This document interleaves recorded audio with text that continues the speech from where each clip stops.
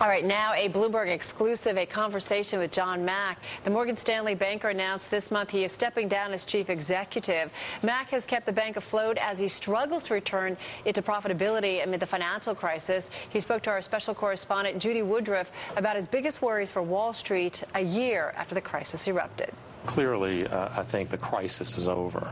What I worry about is that we lose momentum in some of the regulatory changes that we need to go through.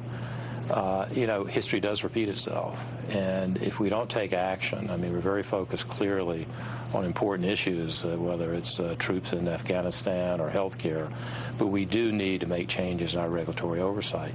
We do need a systemic manager that kind of ties everyone together. So I worry that we don't make the progress that we should now that things are better. So that would be my number one worry. I mean, you can go into very specific asset classes and talk about that, but I don't think that's the overlying issue.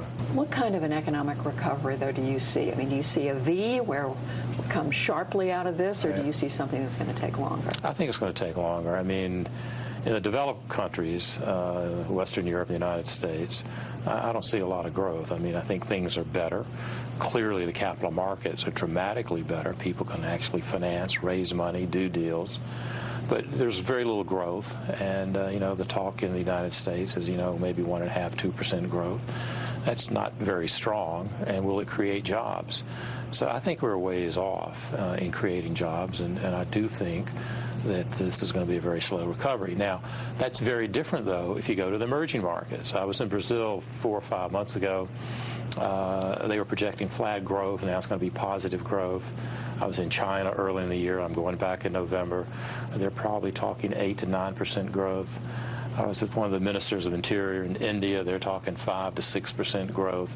So in the new markets, in the emerging markets, there's real growth, and I think that's going to continue. This may get back to your first answer, but when you look at Wall Street, is this a new normal, or are the changes that we see on Wall Street, are they deep, are they seminal changes, or are they temporary?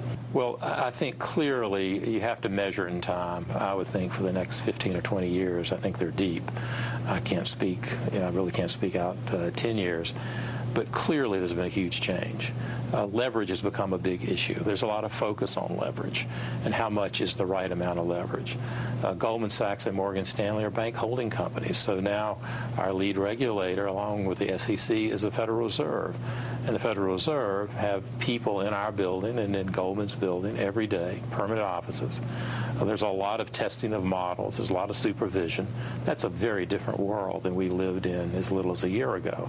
I think all of that will have a real impact in changing the street. Now, the question's going to be, we have U.S. firms and we have international firms. There needs to be a set of standards that each firm has to follow. It cannot be if one bank is in XYZ country and another is in a different country that you have very disparate rules on how to run these businesses.